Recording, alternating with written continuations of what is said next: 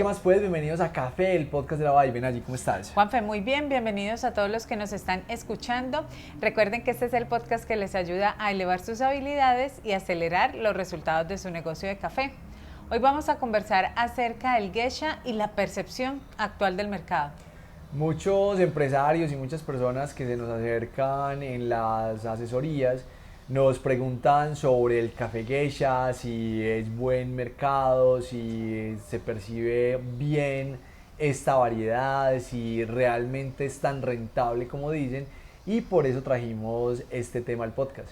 Juanfe, ¿te parece si empezamos por saber la historia reciente que ha tenido el geisha o geisha? Ya tú nos contarás, pero antes los quiero invitar a que se suscriban al canal de YouTube si nos están viendo o se suscriban a Apple Podcasts, Amazon Music o Spotify si nos están escuchando.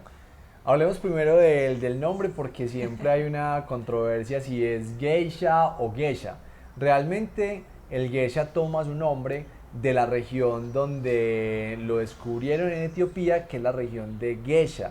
Pero comercialmente y en muchos textos se dice geisha, entonces básicamente le pueden decir como quieran, no hay una cosa estricta y una Real Academia de la Lengua Cafetera que diga que tiene que ser así, pero ya saben de dónde viene, que a nivel de marketing suena como más interesante geisha que geisha, pero el nombre viene de esa región en particular. Y esta variedad pues tomó mucha relevancia cuando fue descubierta en los años 60, luego se envió a diferentes centros de investigación alrededor del mundo, llegó a Costa Rica y luego un caficultor panameño empezó a llevar esas semillas de geisha y las empezó a adaptar en su finca en Panamá, y en el 2004 se ganó el concurso de Best of Panama y fue la revolución porque nunca se había probado un café con esas características sensoriales y empezó a tener mucha relevancia en el mercado, empezó a verse en subastas, empezó a verse en campeonatos mundiales de barista y empezó a tener un precio muy alto cuando solo este productor o pequeños productores en Panamá tenían acceso a ese café. Entonces, desde hace 20 años empezó a darse como ese boom de, no, el café se está vendiendo a más de $1,000 la libra, se está dando una locura alrededor de esta variedad y empezaron ya a producirse más geishas en Panamá y en toda Latinoamérica. Bueno, inevitable no preguntar por el perfil sensorial que hizo mundialmente conocido al geisha y al geisha de Panamá particularmente. Bueno, los geishas son muy particulares porque cuando lo pruebas no crees que estás tomando un café, porque es un perfil muy delicado, con un sabor residual muy elegante, que no tiene como esa fuerza que tienen los otros cafés, sino que va más a la experiencia de delicadeza, de notas florales, afrutadas, con una acidez muy jugosa, que es una experiencia totalmente diferente a cualquier otro café que estemos acostumbrados, y por esas notas tan particulares fue que el geisha revolucionó el mercado cuando vio la luz en ese 2004, en esa subasta y en ese concurso en Panamá. Y el geisha es de amores y de odios, porque recuerdo mucho que una vez que estábamos en Panamá le trajimos de regalo a una gran cliente un geisha de Panamá, y cuando lo probó nos dijo, esto está aguado, esto sabe a té, esto no me gusta. Entonces fue muy interesante porque nosotros pensábamos que traíamos la joya de la corona y en verdad la traíamos, el café estaba increíble, pero volvemos a lo mismo, va a depender muchísimo del gusto de las personas y qué tanto estén dispuestos a apreciar o no perfiles tan exóticos como el del geisha. Pero Juanfe, ¿qué realmente sientes tú que fue lo que hizo que tomara tanta fuerza el geisha de Panamá y que hoy sea mundialmente conocido como el mejor? Realmente porque fueron los primeros, y ustedes saben que en el mercado el que pega primero pega dos veces, y lo exótico que fue el perfil sensorial de este café, porque no era muy común encontrar esas características en un café. Y también los panameños supieron aprovechar esta particularidad y le hicieron un marketing muy bueno y un marketing por medio de sus subastas. Entonces, al tener un producto exclusivo que ellos tenían ya adaptado en sus fincas, combinándolo con una buena estrategia de subastas y de marketing, teniendo precios demasiado altos y aprovechando esa tercera ola que estaba en pleno furor de los cafés exóticos, de los cafés raros, de los baristas que cada vez empezaban a tener más relevancia. Entonces se montaron ahí y hicieron un trabajo súper bueno alrededor de una variedad muy distinta en ese momento. Y es que empezamos a ver que se empezó a sembrar en toda Latinoamérica el geisha. Empezó ese boom que todo el mundo quería tener geisha tanto para probar como para sembrar, como para comercializar, como para todo lo que ustedes se imaginen. Juanfe, pero después de todo este boom que sufre la variedad, ¿qué está pasando ahora con el geisha? Bueno, ya como lo acabas de decir, el geisha se empezó a sembrar en Latinoamérica, también se empezó a sembrar en África y como es el mercado oferta y demanda, cuando empezó a haber más oferta de geishas, pues el precio empezó a bajar y también la calidad, porque la variedad no es que sembré geisha y ya voy a sacar un café de 95 puntos, no. La variedad necesita adaptación y necesita unas condiciones específicas para tener todo su potencial genético y poder tener los sabores que lo volvieron famoso. Entonces, cuando se empieza a producir en más países y se empieza a tener mayor cantidad de café geisha en el mercado, pues ahí hay una gran ruptura entre ese café súper exótico, de lujo, muy caro, con geishas ya no tan buenos, que no representaban tanto el perfil que hizo famoso al geisha, que simplemente era la variedad, pero producida en otros lados, con características diferentes. Y había una percepción muy errada de los productores de café, que era que el geisha los iba a sacar de la pobreza y que iba a ser la solución a todos sus problemas.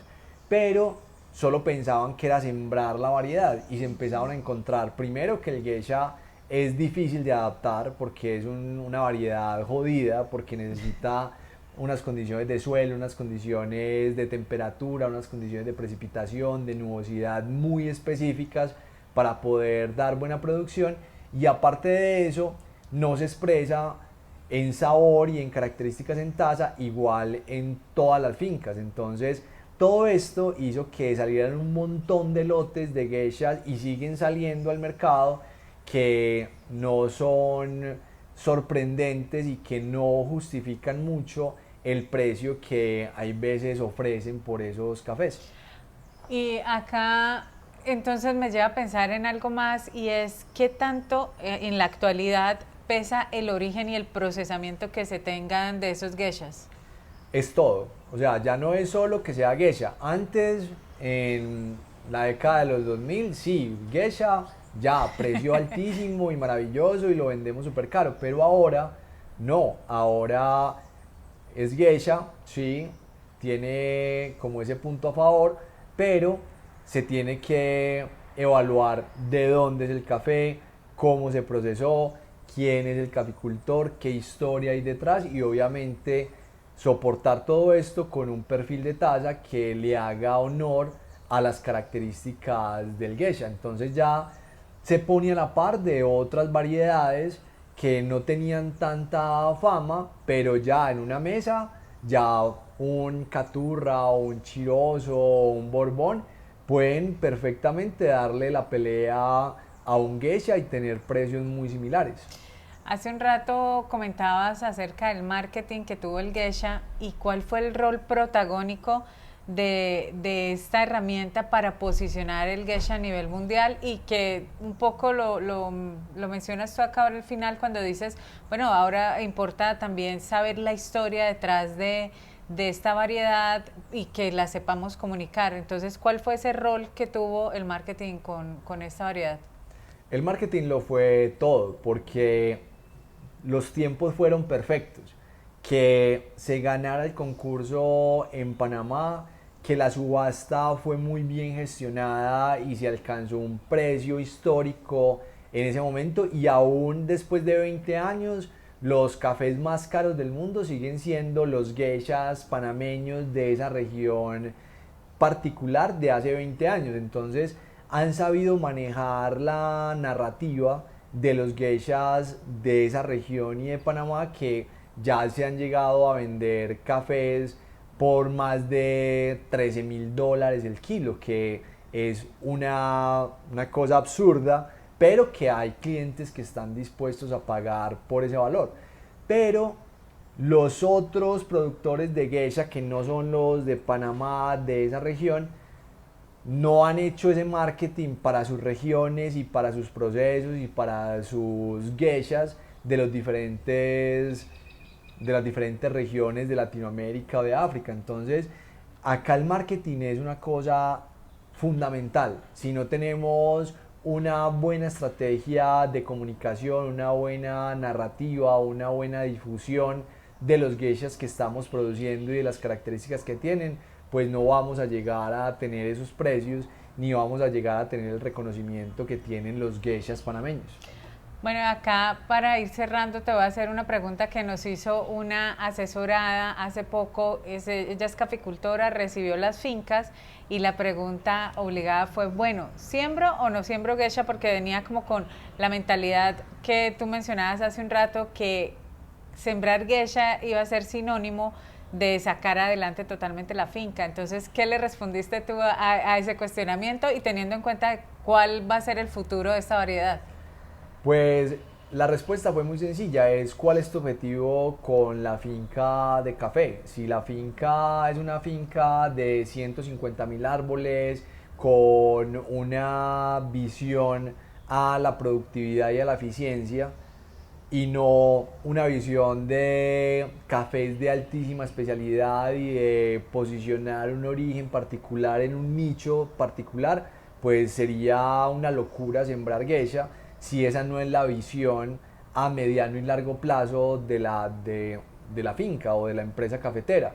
Pero si la visión a mediano y largo plazo de la finca cafetera es tener un portafolio de cafés de especialidad para estar en un nicho muy particular del mercado, y que se tenga una estrategia también de marketing para promover esos orígenes, y obviamente si se cuenta con las condiciones específicas para sembrar la variedad en la finca, porque sí, puede tener la intención de sembrar geisha, pero si las condiciones y la oferta ambiental de la finca no permiten la adaptación de la variedad como tal, pues va a ser imposible hacerlo.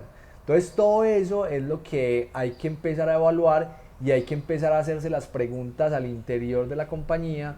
Es, bueno, ¿qué quiero hacer los próximos 10 o 15 años para enfocarme por ahí y apostarle a ese proyecto?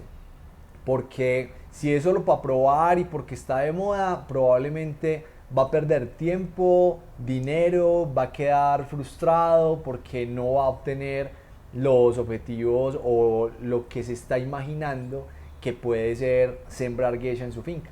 Bueno, ahora el turno es de ustedes. Cuéntenos, ¿sembrarían o no geisha en sus respectivas empresas cafeteras? Esperamos que este episodio les sirva para elevar sus habilidades y acelerar los resultados de su negocio de café. Recuerden pasar la voz, que si no son ustedes, son familiares o amigos que están empezando en el negocio, llevan tiempo en él y necesitan escuchar la información que compartimos a diario aquí en Café, el podcast de La Vibe. Nos encanta tomarnos este Café La Vibe todos los días con ustedes, y por supuesto la invitación es a que hagan sus preguntas, sus comentarios, nos cuenten cómo van sus empresas, porque siempre leemos todo lo que nos escriben en cada una de las redes sociales que tenemos. Que estén muy bien y que tengan muy felices cafés. Chao. Chao.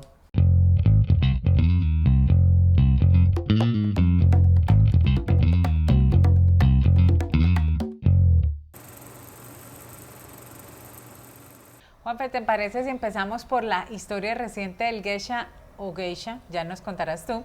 Pero antes de que nos digas, pues los quiero invitar a que se suscriban al canal de YouTube si nos estás... Me enredé. Es que metí lo del geisha y me enredé.